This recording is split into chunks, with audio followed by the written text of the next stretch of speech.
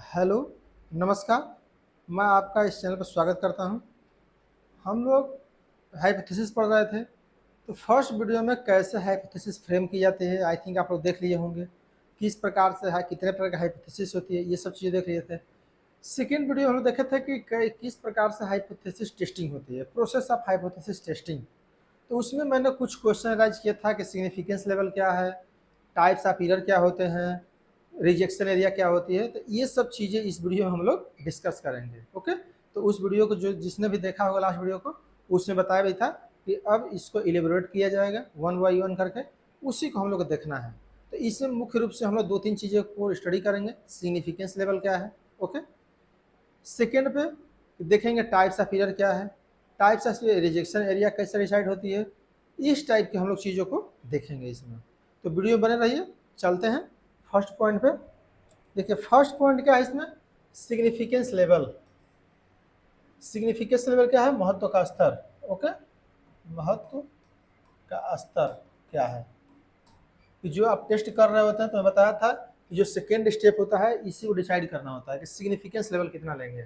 देखिए significance level लेने के लिए आप जानते हैं कि मैं बताया था कि 1% हो सकता है, 5% हो सकता है, जो ज़्यादा पॉपुलर है, एंड 10% हो सकता है, राइट। इसके डिफरेंट डिफरेंट पैरामीटर्स हैं। ओके, जैसे 1% के लिए क्या होगा 2.58, 5% के लिए 1.96, एंड शायद 10% के लिए है 0.65, ऐसा कुछ है। ओके, तो थोड़ा डाउट है, लेकिन ये जानते रहे। लेकिन ये ज़्यादा कभी यूज नहीं होता है क्योंकि सबसे हाईएस्ट है। अब जानते हैं जब थीसिस चेक हुई तो 10% प्लेगरिज्म जो चेक होता है वो भी नहीं एक्सेप्ट करता है। तो क्या थीसिस एक्सेप्ट करेगी, नहीं करेगी। तो इसलिए आप या तो इस पर टेस्ट करते हैं या तो इस पर टेस्ट करते हैं। इसलिए देखिए मुझे याद भी है, वास्तविकता ये है, मुझे इसलिए याद भी है। ये याद नहीं क्योंकि कभी मैंने टेस्ट किया भी नहीं है, और ना मैंने स्टैटिक्स से पढ़ा भी है कि 10% पर कितना होगा। ओके, तो चलते हैं पहले डिफिनेशन देखते हैं कि एक सिग्निफिकेंस लेवल क्या है। A significance level hypothesis testing is the probability set the researcher to determine the threshold at which the null hypothesis either accept or reject. तो एक्चुअली में सिग्निफिकेंस लेवल क्या डिसाइड करता है कि यदि जो रिसर्चर है, ओके, वह जो H0 बनाया है उसकी एक्सेप्ट होने की एंड रिजेक्ट होने की, ओके, क्या पॉसिबिलिटी, कितना वो रिस्क लेके चलना चाह रहा है, ज़्यादा रिस्क लेना चाह रहा है, कम रिस्क लेना चाह रहा है, इसी को सिग्निफिकेंस लेवल में हम डिसाइड करते हैं। तो कितना रिस्क लेना चाह रहा है। दूसरे जब एग्जाम्पल हम लोग पढ़ेंगे तो इजीली समझ में आ जाएगा। तो चलते हैं नेक्स्ट पे, क्योंकि यहाँ ज़्यादा बात करने से कोई फायदा नहीं है। चलते हैं नेक्स्ट पॉइंट पर। यहाँ पर a determines how much risk an investigator is willing to accept in his या हर रिसर्च। वो क्या करता है, वो कितना हाउ मच रिस्क इन्वेस्टिगेटर के द्वारा विलिंग, इच्छा रखता है एक्सेप्ट करने के लिए, इज हिज या हर रिसर्चर के द्वारा। ओके, फॉर एग्जाम्पल, ये एग्जाम्पल इंपॉर्टेंट है, ये चीज़ें समझ में आए ना, नॉट इम्पोर्टेंट। इम्पोर्टेंट क्या है, जो मैं एग्जाम्पल ये बताने जा रहा हूँ इसको एकदम कंठस्थ कर लेना है।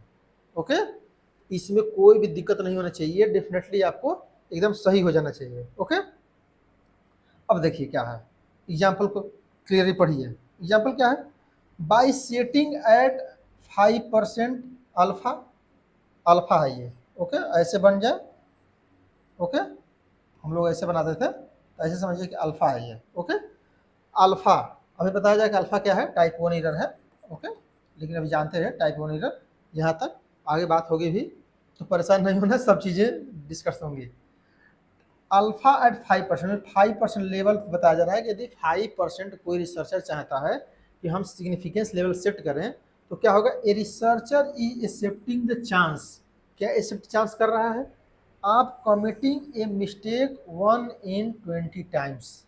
इसका मतलब क्या है कि यदि वह 20 बार कोई भी रिसर्च करेगा, जो रिसर्च कर रहा है उसमें एक बार गलती होने की संभावना है, सीधी सी बात है, गलती की संभावना है, सिंपल सा। अगर ऐसे भी नहीं समझ में आ रहा है तो ऐसे समझिए कि यदि कोई आप रिसर्च कर रहे हैं, ओके, और आपने 100 टाइम्स कह रहे हैं कि 100 टाइम्स यदि कोई ये रिसर्च करे 100 बार, क्योंकि जानते हैं कोई भी रिसर्च करते हैं तो रिलेबिलिटी कब आती है, जब उसी प्रकार के फाइंडिंग और लोग देने लगे हैं। आप मान लीजिए कोई फाइंडिंग कैलकुलेट की है, आप फाइंडिंग देखिए ये फार्मूला है, ये थीसिस है, ये प्रिंसिपल्स हैं, तो जब तक 10 लोग 100 लोग उस पर रिसर्च नहीं करेंगे और वहीं फाइंडिंग नहीं लगे तब तक आपका प्रूव नहीं हो पाएगा।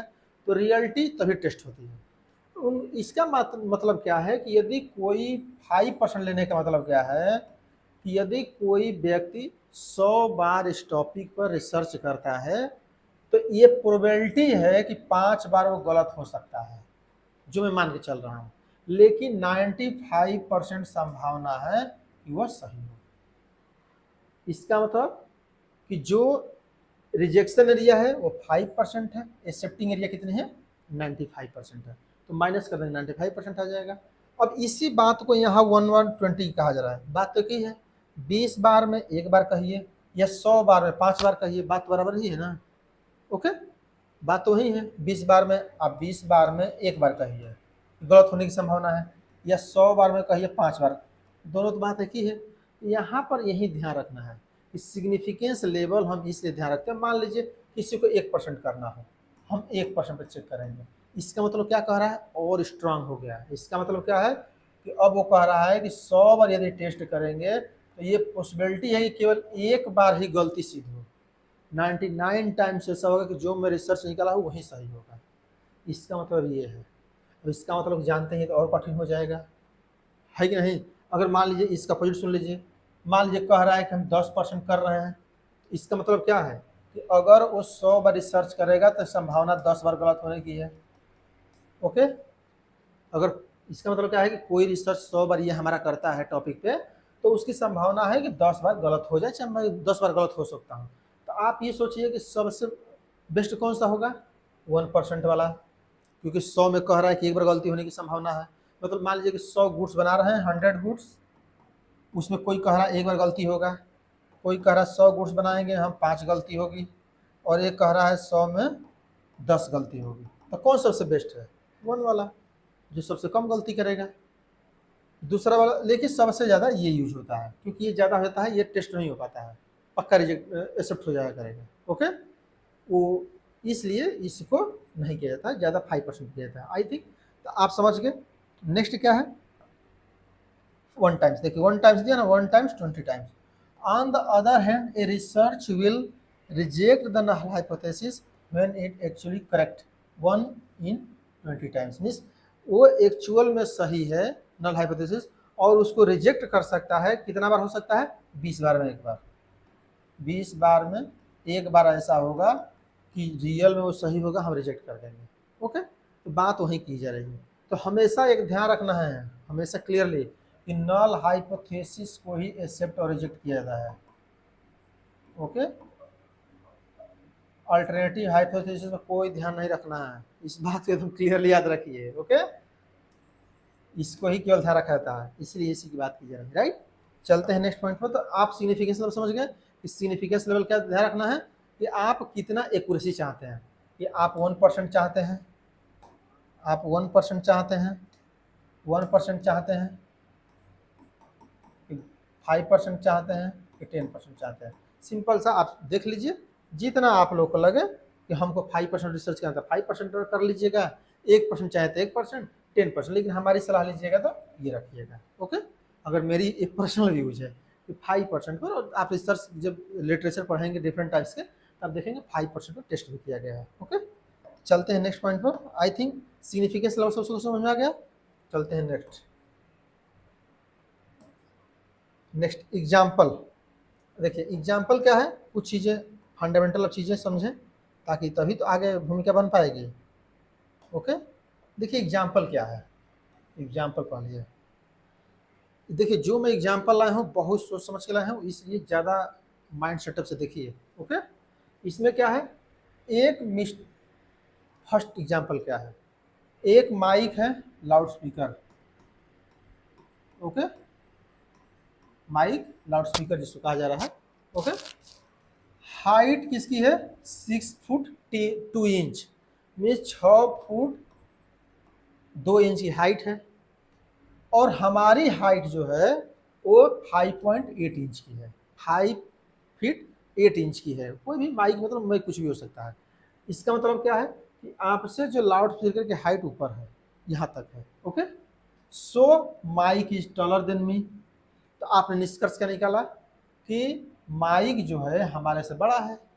ये निष्कर्ष निकल ही सकता है, क्योंकि माइक 6 फुट 2 इंच का है, आप 5 फुट 8 इंच के हैं, इसलिए आपसे माइक बड़ा है, निष्कर्ष निकल गया। ओके, अब सेकेंड नोट करिए। सेकेंड नोट करिए, the average height of three, means 3 male हैं, उस 3 मेल की हाइट, 3 मेल की हाइट, राम, श्याम, मोहन की हाइट कितनी है? 5.5 इंच, मीन्स 5 फुट 5 इंच की है। The average height of 3 females, female से कितना है? सीता, गीता, रीता का 5.5 इंच। ओके, यहाँ पर देखिए, सॉरी यहाँ पर 6 लिख दीजिए, 6.5 इंच। ओके, ऐसे 6.5 इंच, तब करेक्ट हो जाएगा। क्योंकि सॉरी ये गलती हो गया है, यहाँ 6.5 इंच समझना है कि female Sita, Gita, Rita is 6.5, so female are taller than males. तो आपने निष्कर्ष क्या निकाला कि फीमेल जो होती हैं मेल से लंबी होती हैं। अब यहाँ पर देखिए 2 क्वेश्चन राइज होगा, दोनों के निष्कर्ष को देखते हुए आप एक निष्कर्ष यहाँ निकालें, एक निष्कर्ष यहाँ निकालें। यहाँ पर दोनों में, यहाँ पर देखिए निष्कर्ष में कोई आपकी गलती नहीं दिख रही होगी। क्यों? क्योंकि एक माई की हाइट देखना है, एक अपनी हाइट देखना है। माई की हाइट बड़ी है, हम छोटे हैं, तो इसलिए कह दे रहे हैं कि हमसे माइक बड़ा है। इसमें कोई दिक्कत नहीं है। दिक्कत यहाँ पर है कि आप 3 आदमी को लेकर के और 3 औरतों को लेकर के पूरे यूनिवर्स को, पूरे इंडिया लेवल पर, पूरे पॉपुलेशन को बता दिए कि फीमेल की हाइट मेल से हाइट ज़्यादा है। आपके पास कितना क्वेश्चन, ये तो बहुत बड़ी गलती हो गई, निष्कर्ष हो गया। इसी निष्कर्ष को रिलेवेंसी टेस्ट की जाती है। अब इसमें कौन कौन से क्वेश्चन अराइज हो सकता है? पहला, कॉमन सेंस। वो कहेगा कि देखिए हम देख के कॉमन सेंस बता सकते हैं कि 3 लेडीज जो आई हैं सामने खड़ी हैं और 3 मेल हैं, वो फीमेल लंबी हैं। तो एक कॉमन सेंस की बात हो जाएगी, यहाँ स्टेटिक्स यूज नहीं हो रहा है, क्योंकि 3 लोग को देख लेगा, 3 लोग के कौन कौन, एक 6.5 फीट के हैं, एक 5.5 फीट के हैं, देखने से पता चल जाएगा कि 3 औरतें बड़ी हैं। इसमें रिसर्च करने की आवश्यकता है। पहला थिंकिंग आएगा।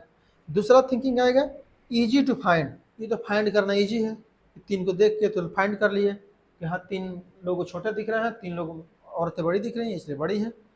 ये भी कोई कॉमन सेंस की बात है, ये भी इजी है।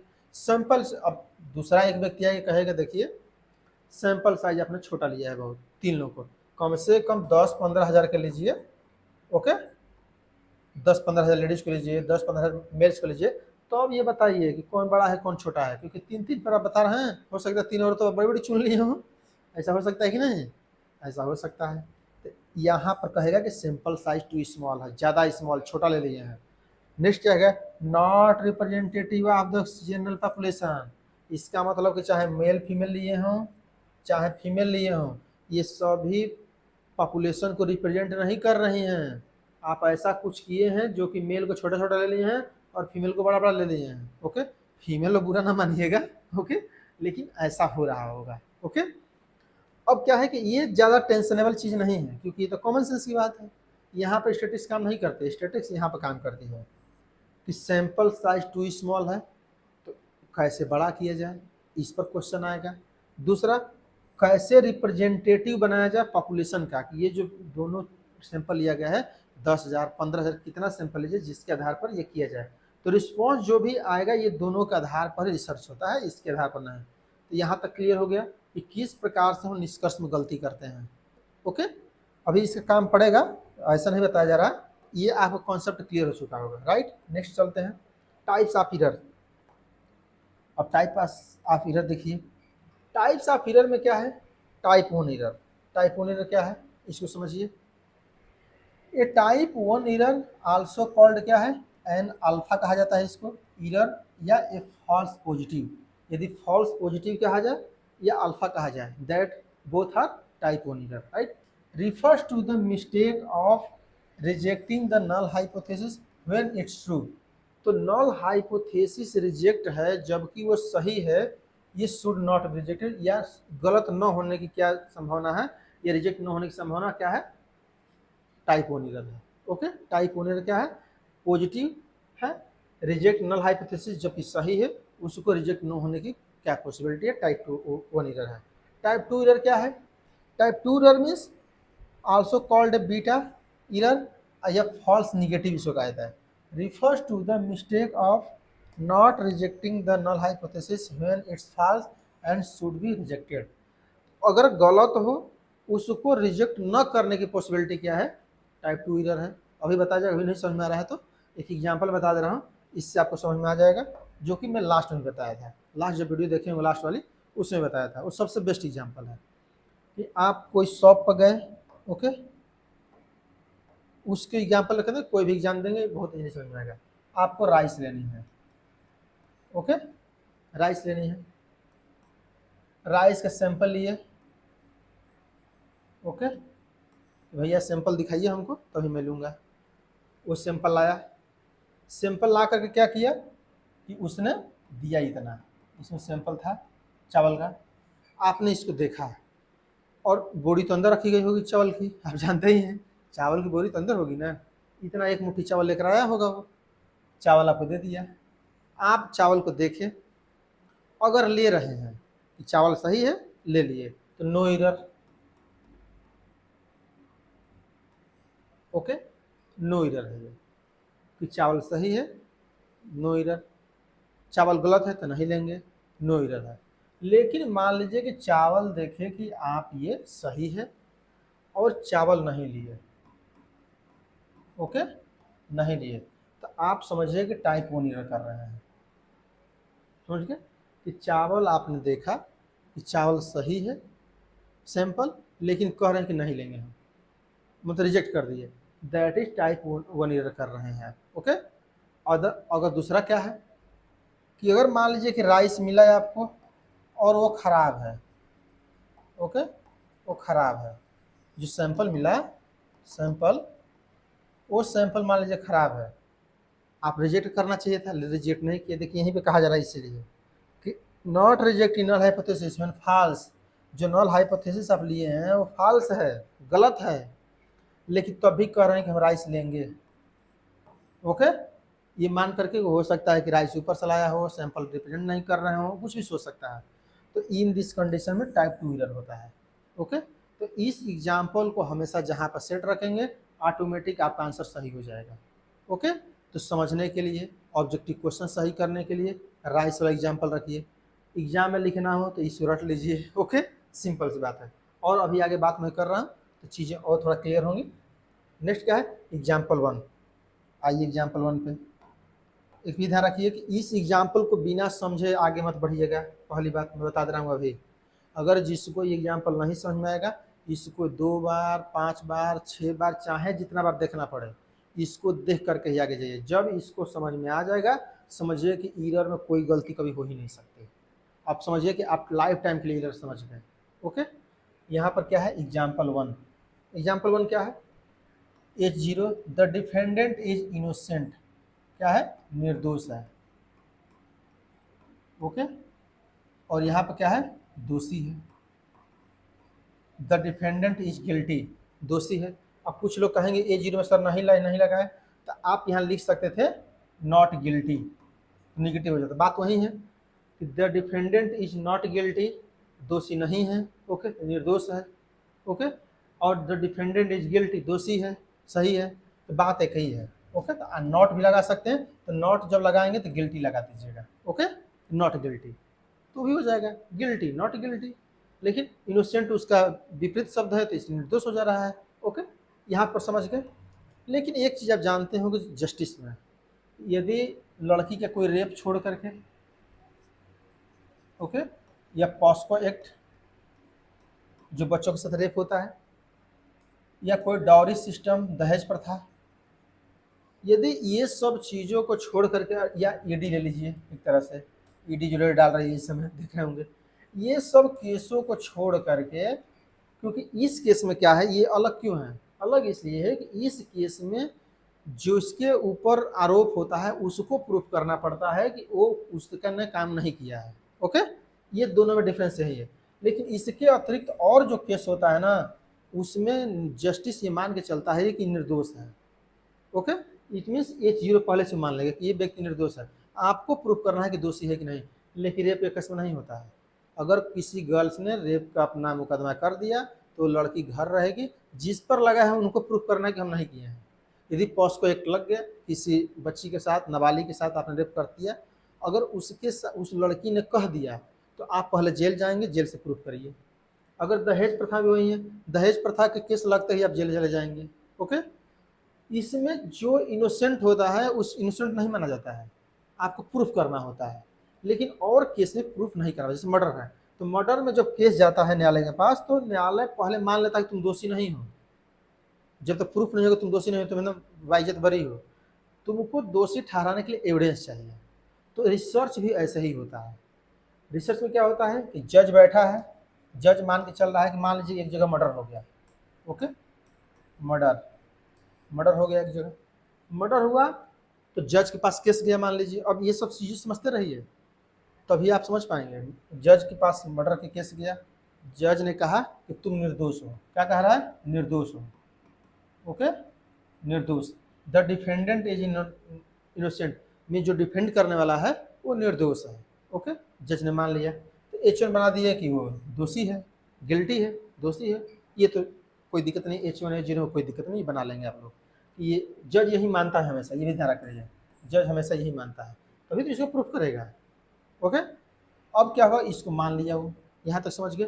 और मान लीजिए कि ये मिस्टर एक्स थे, एक है जो कि मर्डर किए हैं, मर्डर किया है वास्तव में। ओके, और मिस्टर एक ए है जो मर्डर नहीं किए हैं, नहीं किया है, लेकिन ये भी फंस गए हैं बेचारे। जानते हैं भारत में तो कोई फंस सकता है। अभी दो लोग हैं, मिस्टर एक्स हैं और मिस्टर ए हैं, दो लोग हैं। ये ए ने मर्डर नहीं किया है, अच्छा है। बी ने मर्डर, एक्स ने मर्डर कर दिया है। ओके, केस एक ही है लेकिन पकड़े गए हैं दोनों। तो दोनों केस में जज मानेगा कि एक्स भी मर्डर नहीं किया है, ए भी मर्डर नहीं किया है। अब जो कह रहा है कि मर्डर किया है वो प्रूफ करे, तो रिश्ते से प्रूफ करेगा कि हम इसको रिजेक्ट करेंगे नहीं। तुम जज से कहेगा कि द डिफेंडेंट इज इनोसेंट, आप कह रहे हैं कि इनोसेंट है, हम प्रूफ करेंगे नहीं, ये इनोसेंट नहीं है, ये दोषी है। अब मान लीजिए केस गया न्यायालय के पास, न्यायालय ने फैसला दिया। देखिए क्या है, न्यायालय के पास गया, ये जज साहब वाले हैं, जज डिसीजन, तो समझिए कि जूरी का डिसीजन है दोनों। और ये क्या है, रियलिटी वाला है, रियलिटी है, और ये जज का डिसीजन है। तो रियलिटी क्या है, मान लीजिए रियलिटी ये है कि नॉट गिल्टी वाला पहले गया, जैसे मिस्टर ए पहले गए जज के पास, मान लीजिए हाई कोर्ट गए, हाई कोर्ट गए, जो कि दोषी नहीं था, नॉट गिल्टी लिखा है ना, दोषी नहीं है, वो गया। दोषी कौन नहीं है रियल में? ए तो आप जानते ही हैं कि दोषी नहीं है। ए गया जज साहब के सामने, एविडेंस आया, वकील आए, सब अपना बहस किए, मार इधर से बहस उधर से बहस स्टार्ट हुआ है। अब बहस ये स्टार्ट हुआ और जज ने डिसीजन स्टार्ट किया पढ़ना, भैया हम देंगे डिसीजन, अब आप लोग शांत रहिए। उसने कहा कि ये नॉट गिल्टी है, ये मतलब निर्दोष है। ओके, या दोषी नहीं है, दोनों बात एक ही है, दोषी नहीं इसने कहा। इसका मतलब क्या है कि ए जब हाई कोर्ट के पास गया, जो कि रियल में गलती नहीं किया था, उसने, जज ने फैसला दिया कि ये बाबू गलती नहीं किया है, ए ने गलती नहीं किया, हमारे पास पर्याप्त साक्ष्य है। इसका मतलब ये सही बात है कि रियलिटी में भी ए ने मर्डर नहीं किया है, जज फैसला भी दे रहा है कि मर्डर नहीं किया है, तो नो एरर, कोई गलती नहीं, नो एरर है। राइट, यहाँ तक समझ चुके? नहीं समझे फिर जाके पीछे मुड़ के देखिए, फिर रिवर्स करिए, तभी आगे बढ़िए, नहीं तो नहीं समझ में आएगा, मेरी गारंटी कुछ नहीं है, ये भी बता दूं। इसलिए यहाँ तक जिसको नहीं समझा तुरंत पीछे जाए, फिर से देखें।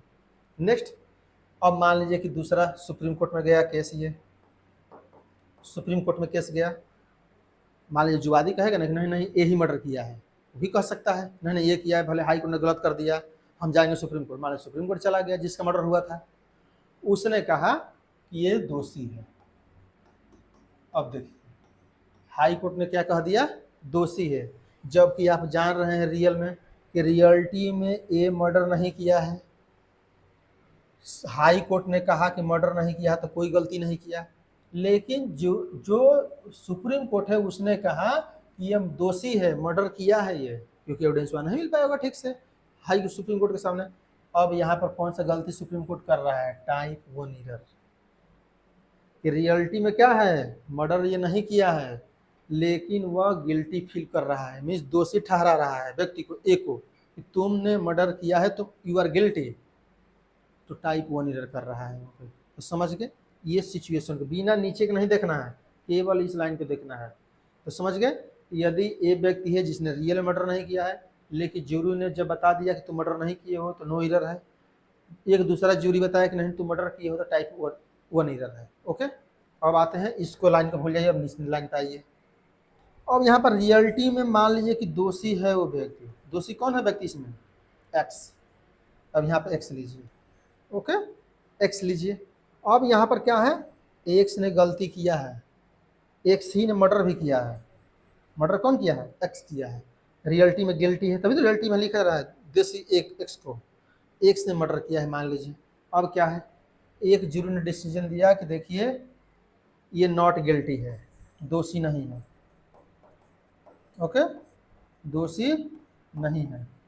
अब आप सोचिए, ये मर्डर किया है और हाई कोर्ट ने क्या कहा कि ये मर्डर नहीं किया है, तो टाइप 2 एरर। ओके, ये दोषी होते हुए भी ये दोषी नहीं ठहराया जा रहा है, इसीलिए टाइप 2 एरर है। ओके, अब यहाँ पर एक क्वेश्चन आता है लॉजिकल। लॉजिक ये आता है कि सबसे खतरनाक ये है कि सबसे खतरनाक ये है, आप सोच के बताइए और कमेंट करिए कि ये खतरनाक सबसे ज़्यादा है कि ये खतरनाक है। ओके, और इसका मैं आंसर दूंगा आप लोगों को कि आप बताइएगा कि ये खतरनाक ज़्यादा है कि ये खतरनाक, डेंजर कौन सा है। ओके, तब मैं आंसर रिप्लाई कर दूंगा, तो आप जान लीजिएगा। ओके, यहाँ पर मैं बताऊंगा नहीं, आप लोग देखिए और बताइए ये टाइप 1 एरर खतरनाक है या टाइप 2 एरर खतरनाक है। जब आप सिचुएशन को समझेंगे तो वीडियो को देख रहे हैं डिफरेंट बता देंगे।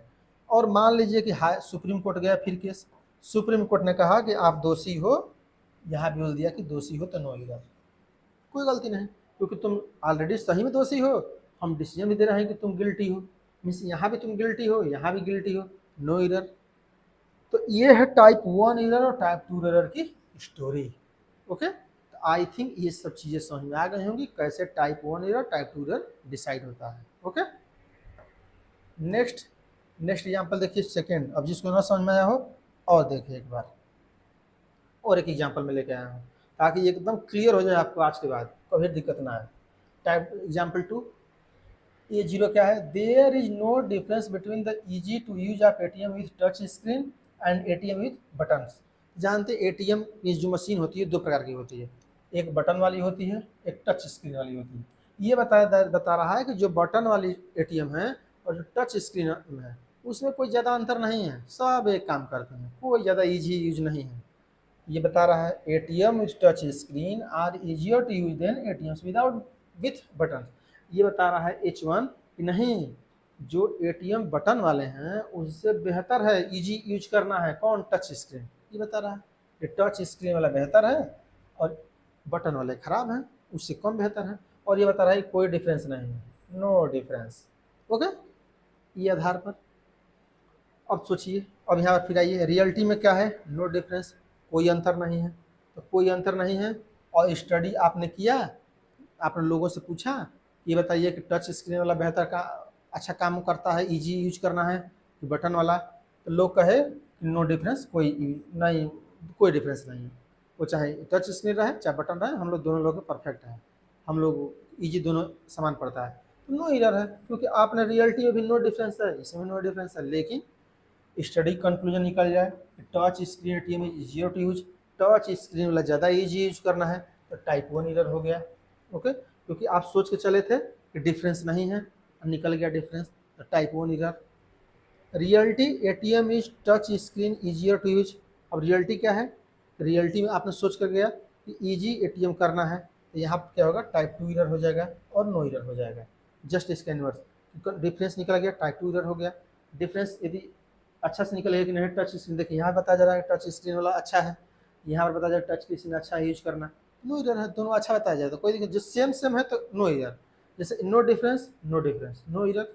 Okay, touch screen best, touch screen best, no error. दिक्कत कब होनी है, नो डिफरेंस हो और टच स्क्रीन यूज हो जाए, तो ये गलत हो सकता है, राइट। तो आई थिंक अब आप लोगों को इरर समझ में आ गया होगा कि टाइप्स ऑफ इरर कैसे कैलकुलेट होता है, कैसे देखा जाता है, टाइप 1 इरर कैसे होता है, टाइप 2 इरर कैसे होता है। ओके, अब देखिए डिसीजंस कैसे लेते हैं। डिसीजन ऐसे समझिए इसको, जो उसी का बनाया गया एक फॉर्मेट जो मैं अभी बताया हूँ, ये डिसीजंस है, ये एक्चुअल है, A02 है, सही है, टाइप 1 इरर है। ओके,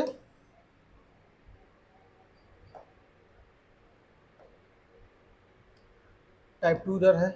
ओके, अल्फा रिस्क से कहा जाता है, फॉल्स पॉजिटिव कहा जाता है। ओके, यहाँ पर क्या फॉल्स रिजेक्ट, यहाँ पर रिजेक्ट कर देंगे, मीन्स हाइपोथेसिस जो नल हाइपोथेसिस सही है और उसे रिजेक्ट कर देंगे, तो 1 इरर मीन्स सही है और कह रहे हैं कि नहीं नहीं ये सही नहीं है, इसका मतलब इरर आप गलत कर रहे हैं। और आप H0 सही है, नल हाइपोथेसिस सही है और कह रहे हैं कि रिजेक्ट है। ओके, तो करेक्ट डिसीजन ले रहे हैं। ओके, सही है, करेक्ट डिसीजन। और कॉन्फिडेंस इंटरवल क्या होगा, 1 माइनस अल्फा। अल्फा क्या है, रिस्क, अल्फा क्या है, रिस्क है। Okay, risk. ओके, यहाँ पर क्या है, H0 H अल्टरनेटिव हाइपोथेसिस जो है ट्रू हो जाए तो करेक्ट डिसीजन। पावर क्या है, 1 माइनस बीटा। तो यहाँ देखिए सेकेंड जो ये है इरर, फर्स्ट इरर को अल्फा कहा जाता है। ओके, और सेकेंड इरर को बीटा कहा जाता है। ओके, ध्यान रखिए। तो पावर क्या हो जाता है, पावर ऑफ टेस्ट किसको कहा जाता है, 1 माइनस बीटा को। अगर आपसे पूछा जाए क्वेश्चन में कि टेस्ट ऑफ पावर क्या है, तो 1 माइनस बीटा है। ओके, और टाइप 2 इरर क्या है, कंज्यूमरेस जिसको बीटा जिसका आता है फॉल्स नेगेटिव, जो बताया तो फॉल्स नेगेटिव है। तो आई थिंक जो इसको बताया उसको समराइज किया गया है, राइट। चलते हैं नेक्स्ट। नेक्स्ट का रिजेक्शन एरिया और critical area. Okay, rejection area and critical area. अब देखिए यहाँ पर क्या है, rejection area and critical area का कैसे कैलकुलेट होता है, क्योंकि बताया था कि इसको बता दूंगा। देखिए लेफ्ट टेल टेस्ट है तो लेफ्ट यहाँ आ जाएगा, क्रिटिकल एरिया। ओके, ये H01 होता है, ये H1 होता है, ऐसे समझिए H0 होता है ऐसे। फिर राइट टेल टेस्ट होगा, ये इस साइड आ जाएगा, इस प्लस होता है, इस माइनस होता है, ये भी ध्यान रख रहेगा, इधर वैल्यू माइनस में आएगी, इधर प्लस में आएगी। जब नॉर्मल प्रोबेबिलिटी कर पढ़ाऊंगा तो ये बता दूंगा। ओके, लेकिन यहाँ तक क्रिटिकल रीजन ध्यान रखिए थोड़ा बहुत। ओके, तो देखिए नॉट रिजेक्टेड, डू नॉट, ये खाली स्थान है ना जो ये H1 है ये। ओके, ये ना रिजेक्ट होगा, और रिजेक्ट H0 जो ये बना हुआ है, H रिजेक्ट 0। और टू टेल टेस्ट में क्या होगा, देखिए यहाँ पर क्या होगा, अल्फा जो लिया जाएगा, अल्फा जो लिया जाएगा जैसे 5%, अल्फा क्या है, नल हाइपोथेसिस की सिग्निफिकेंस लेवल है, तो 2.5 इस साइड ले लेंगे और 2.5, देखिए अल्फा बटा 2 है ना, तो 5 लिए होंगे तो 5/2 कर देंगे, तो 2.5 इस साइड, 2.5 इस साइड, इधर माइनस की वैल्यू रहेगी, इधर प्लस की वैल्यू रहेगी। और ये क्या है, H0 है, H1 है। ओके, अल्टरनेटिव हाइपोथेसिस, ये जो फिगर होता है H1 की होती है और ये H0 की होती है, इसी में आपको आना चाहिए तभी रिजेक्ट होगा। ओके, नेक्स्ट समझिए, और चीज़ें धीरे धीरे समझ में आ जाएगा आप लोगों को। यहाँ पर क्या है, अब यहाँ पर जो चीज़ें नहीं समझ में आ रही और थोड़ा बेहतर समझ में आ जाएंगी। आप लोगों को ये सब इतना ला दिया हूँ कि कोई दिक्कत नहीं आएगा। देखिए कलर से, ये क्या है, बीटा रिस्क है। बीटा रिस्क क्या बताया था मैं, अल्टरनेटिव हाइपोथेसिस H1 बताया था ना। तो देखिए बीच में बता भी रहा था कि ये पूरा H1 है। ओके, पावर क्या है, ये है।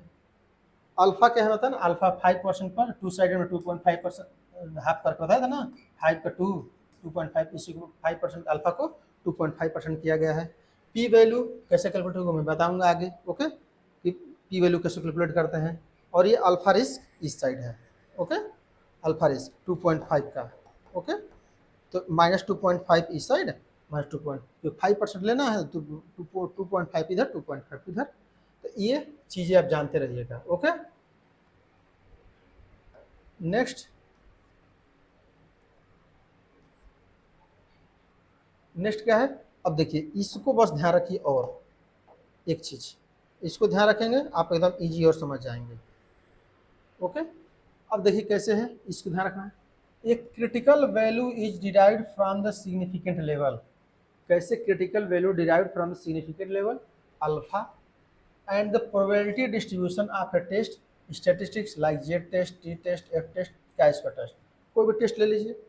तो कैसे हम सिग्निफिकेंट लेवल को अल्फा से और प्रोबेबिलिटी डिस्ट्रीब्यूशन को हम कैसे डिराइव करते हैं critical value.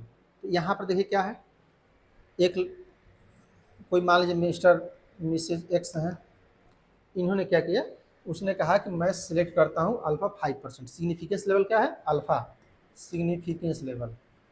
Okay, significance level alpha किया, हम 5% टेस्ट करेंगे। उसने कहा चलिए ठीक है चलते हैं। इसने कहा कि जेड टेस्ट लगाऊंगा। जेड टेस्ट जानते कब होता है, लार्ज सैंपल के लिए होता है। धीरे धीरे बता दे रहा हूँ ताकि आगे चल के याद रहे, धीरे धीरे चीज़ों को अब स्टोर करते रहिए कि जेड कब यूज़ किया जाता है, लार्ज सैंपल के लिए। इसने कहा जेड लार्ज सैंपल के लिए है, जेड टेस्ट लगाऊंगा और राइट टेल्ड लगाऊंगा। राइट टेल्ड कैसे लगेगा, जब ज़्यादा चीज़ें होंगी, क्योंकि इस साइड में बताया पॉजिटिव होता है, इस साइड नेगेटिव होता है। ओके, राइट टेल्ड, तो क्रिटिकल वैल्यू कितना हो जाएगी, जेड 1-645 5% पर 1-645 पॉइंट। अगर मान लीजिए कि इसमें बोल देता लेफ्ट टेल्ड, लेफ्ट टेल्ड बोल देता, ओके लेफ्ट टेल्ड, तो ये जो इस साइड बना है ये वाला, वो इस साइड बन जाता है।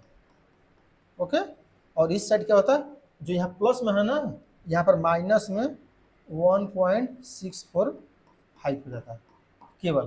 तो दोनों बात है कि ये माइनस में कहा जाता है इस साइड, प्लस में कहा जाता है उस साइड। तो चाहे राइट टेल्ड बताया गया है, लेकिन लेफ्ट टेल्ड ऐसे बनेगा, दोनों में बता दिया कहीं पे।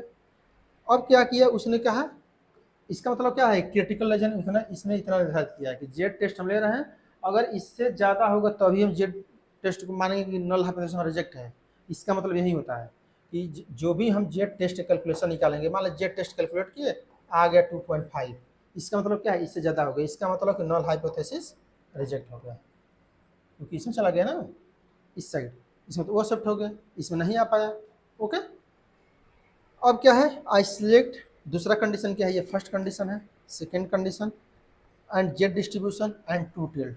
अब कह रहा है कि दोनों टेल्ड यूज करेंगे। अब यहाँ पे क्या करना है, क्रिटिकल वैल्यू 1.96।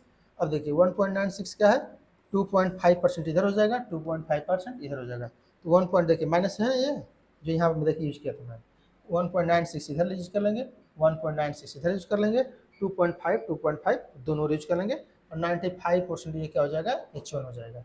तो अगर इसमें आ गया इस वैल्यू के अंतर्गत, तो इस साइड है, आप जानते हैं, जैसे मान लीजिए कि जेड आज मान लीजिए 1.960 है ना, मान लीजिए किसी की वैल्यू आ गई 1.6, इसका मतलब इसमें आ गया। ओके, इसका मतलब क्या है कि नल हाइपोथेसिस एक्सेप्ट हो गई। ओके, जो कि एक्सेप्ट नहीं करते, इसका मतलब जब इसमें आ जाए वैल्यू, इसका मतलब 1.96 से जेड की वैल्यू नीचे आ जाए, तो समझिए कि आपको एक्सेप्ट कर लेंगे नल हाइपोथेसिस को। ओके, ये आगे बताया भी जाएगा कैसे टेस्ट को एक्सेप्ट करते हैं, तो परेशान नहीं होना है। इसका मतलब क्या है कि ये 1.96 सिग्निफिकेंस लेवल बता रहा है। यदि मान लीजिए कि 1.96, मान लीजिए कि आप जेड कैलकुलेट किए या टी कैलकुलेट किए या का स्क्वायर टेस्ट कैलकुलेट किए, कुछ भी कैलकुलेट किए, मान लीजिए आ गया 1.5, 1.6, 1.7 फॉर एग्जांपल, इसका मतलब क्या है, 1.96 से ये कम है, जब कम है तो नल हाइपोथेसिस एक्सेप्ट हो जाएगी। ओके, जो कि एक्सेप्ट नहीं करना होता है, मैं बताया था, इसको रिजेक्ट करना होता है। ओके, रिजेक्ट कब होगा, जब इससे वैल्यू ज़्यादा होगी, जब ये वैल्यू कब हो जाए, मान लो 2.5 हो जाए, 2.6 हो जाए, 2.7 हो जाए, कि इससे ज़्यादा हो गई ना, और क्या होगी, नल हाइपोथेसिस रिजेक्ट हो जाएगी, क्योंकि इससे ज़्यादा हो गई वैल्यू, ज़्यादा होगी तो रिजेक्ट कर देंगे, रिजेक्ट कर देंगे। इसी तरह से क्रिटिकल रीजन डिसाइड होता है, तो इसको क्रिटिकल रीजन कहा जाता है। Okay, I think are you getting this point. चलते हैं नेक्स्ट, लास्ट में ये है रिजेक्ट H0, इसको भी देख लीजिए जिसको ना समझ में आया हो। रिजेक्ट H0, पूरा इस साइड वैल्यू आ जाएगी तो H0 रिजेक्ट हो जाएगा। ये पूरा क्या है, H1 है, डू नॉट रिजेक्ट, इसका मतलब H1 है ये। ओके, फिर ये H0 है, रिजेक्ट H0, तो H0 इसके पहले आ जाएगी, पता ना, रिजेक्शन एरिया है ये एक्सेप्ट वाला है, नॉट रिजेक्शन में रिजेक्शन नहीं होगा, इसमें अंदर आ गई वैल्यू, इस वैल्यू में रिजेक्ट कुछ नहीं होगा, इसमें रिजेक्ट हो जाएगा। ओके, रिजेक्ट रीजन क्या रिजेक्ट होगा, H0 रिजेक्ट। ओके, और यहाँ पर डू नॉट रिजेक्ट, इसका मतलब क्या है, accept H1 alternative hypothesis accept हो जाएगी। जब डू नॉट रिजेक्ट H1 उसका अपोजिट नहीं हो जाएगा, बात वही है। ओके, अब यहाँ पर क्या है, वैल्यू दी गई है टू टेल्ड की, तो आप चाहें तो वैल्यू इसको याद कर सकते हैं, लेकिन जो मैं वैल्यू याद कराया हूँ उसी की ध्यान रखना है। देखिए यहाँ पर दिया है ना, ट्रूथ टेल टेस्ट में 1% पे 2.58, 5% 1.96 माइनस प्लस, वहीं इधर हो जाएगा तो 1.96 1.96, और 10% में देखिए 64.645 लगभग वही बताता है 65। ओके, राइट टेल्ड में 2.3, ओके 1% पे, लेफ्ट टेल्ड में माइनस 2.3, 5% में 1.645 प्लस माइनस लेफ्ट टिल्ड में 1.645, तो केवल माइनस कर देना होता है। ओके, और कोई अंतर नहीं, एक याद कर लेंगे तो माइनस होता रहता है। उसके बाद देखिए एक्सेप्टेंस रीजन है ये H1 का, ओके, और रीजन क्या है H0 का, रिजेक्शन है H0 का। ओके, ये H1 है, ये H0 है, H0 है ये, और ये क्या है H1 है, ऐसे समझिए। ओके, H1 हमेशा इसमें आ जाएगा तो एक्सेप्टेंस रीजन है ये, और ये एक्सेप्टेंस रीजन, और H0 इसमें कोई वैल्यू आ गई, इसमें कोई वैल्यू आ गई, रिजेक्ट, राइट। तो आई थिंक आप लोग एकदम बेहतर समझ गए होंगे ये सब चीज़ों को, और जिसको नहीं समझ में आएगा अभी 1-2 बार वीडियो को देखिए, जैसे जैसे इसके प्रैक्टिकल कराए जाएंगे, जब मैं का इसको टेस्ट हल कराऊंगा, टी टेस्ट सॉल्व कराऊंगा, जेड टेस्ट सॉल्व कराऊंगा, तो ये सब चीज़ों को फिर से वहाँ पर टेस्ट करके बताऊंगा। जेड की वैल्यू आ रही तो क्या होगा, जेड के आधार पर ये वैल्यू आ रही तो क्या होगा, ये सब चीज़ें मैं वहाँ पर बताऊँगा, तो आप उससे भी कर सकते हैं। तो परेशान होने की आवश्यकता नहीं है, यहाँ तक वीडियो को रहने देते हैं। नेक्स्ट में हम लोग मिलते हैं, अभी टेस्ट हम लोग नहीं पढ़ेंगे। टेस्ट पहले क्या पढ़ेंगे, सैंपल डाटा, पर डाटा तो इकट्ठा कर लें तभी तो हम आगे जा करके उसका टेस्ट करेंगे। तो पहले डाटा से रिलेटेड पढ़ेंगे कि सैंपल क्या है, सैंपल कैसे लिया जाता है, उसे कौन कौन से टूल्स एंड टेक्निक्स हैं, कौन कौन से मेथड्स हैं, ये सब चीज़ों को जब हम लोग पढ़ लेंगे तब डिफरेंट टाइप्स के हम लोग टेस्ट पढ़ेंगे कि काइस टेस्ट क्या है, टी टेस्ट क्या है, जेड टेस्ट क्या है। तो उसके बाद ओके, तो यहाँ तक वीडियो को समाप्त करते हैं। यदि वीडियो अच्छा लगा हो तो इसको शेयर करिए, लाइक करिए, सब्सक्राइब करिए। Thank you for watching.